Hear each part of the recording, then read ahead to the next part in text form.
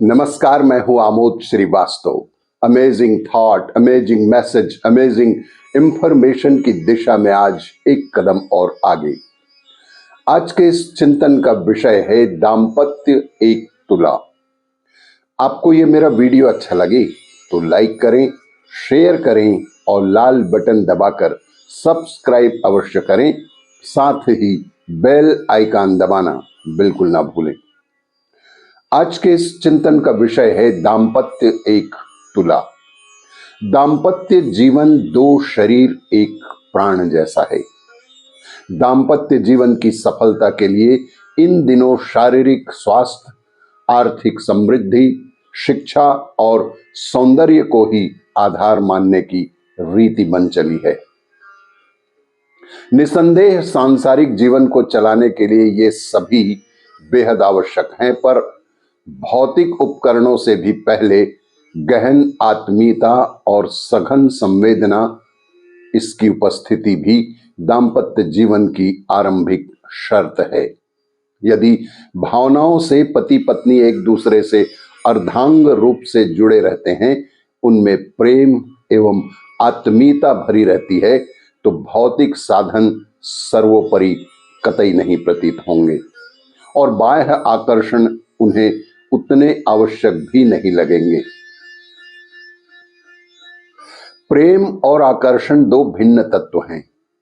शारीरिक गठन व स्वास्थ्य और सौंदर्य के अनुपात से घटती बढ़ती रहने वाली राग वृत्ति को आकर्षण कहते हैं, जबकि प्रेम इससे भिन्न एक आध्यात्मिक तत्व जो दाम्पत्य जीवन में मधुरता का, कठिन परिस्थितियों में भी सघन आत्मीयता और कर्तव्य निष्ठा का, आनंद, प्रमोद तथा आह्लाद का संचार हमारे जीवन में करता रहता है और अंतःकरण का संतोष ही उसे पालता भी रहता है। यह भूलना नहीं चाहिए कि प्रेम और आत्मीय सघनता का विकास सहयोग, समर्पण और त्याग के धरातल पर ही संभव है।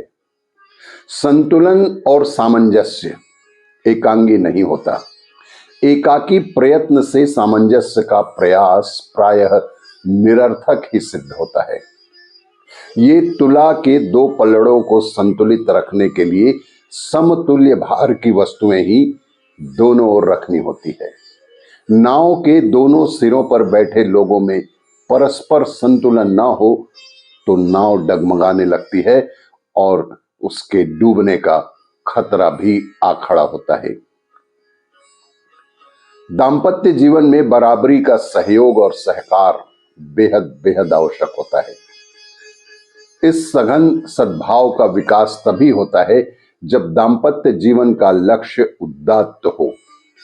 यह दोनों के समक्ष स्पष्ट रहे कि हमारे मिलने का अभिप्राय काम सेवन की सुविधा, रोटी बनाने, घर चलाने की व्यवस्था या एक कमाऊ साथी की प्राप्ति मात्र नहीं है, अपितु दो आत्माओं का एकीकरण भी है और पति पत्नी के बीच विद्यमान आकर्षण का चरम प्रयोजन है दो व्यक्तियों के मिलन की ऐसी अनूठी प्रक्रिया का संपन्न होना जो समाज में एक नई ही वस्तु को, एक नई ही प्रक्रिया को जन्म दे, एक नई ही दोनों की पहचान को जन्म दे।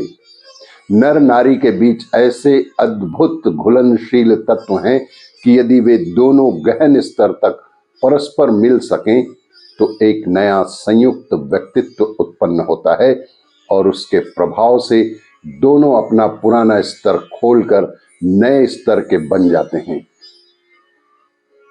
कुमारी अवस्था में लड़की जिस स्तर की थी, उसमें विवाह के बाद कायाकल्प जैसा परिवर्तन होता है और किशोर लड़के विवाह से पूर्व जिस प्रकृति के थे, विवाह के बाद इतने बदले पाए जाते हैं कि केवल आकृति ही पुरानी रह जाती है। प्रकृति में जमीन आसमान जैसा अंतर भी उपस्थित होता ही है। इस पर घुलन के लिए मात्र शारीरिक सामीप्य अपर्याप्त है। वह तो एक बहुत ही छोटा अंश भर है व्यक्तित्वों का घुलना उतने भर से नहीं होता। उसके लिए भावनात्मक सघनता बेहद बेहद आवश्यक है।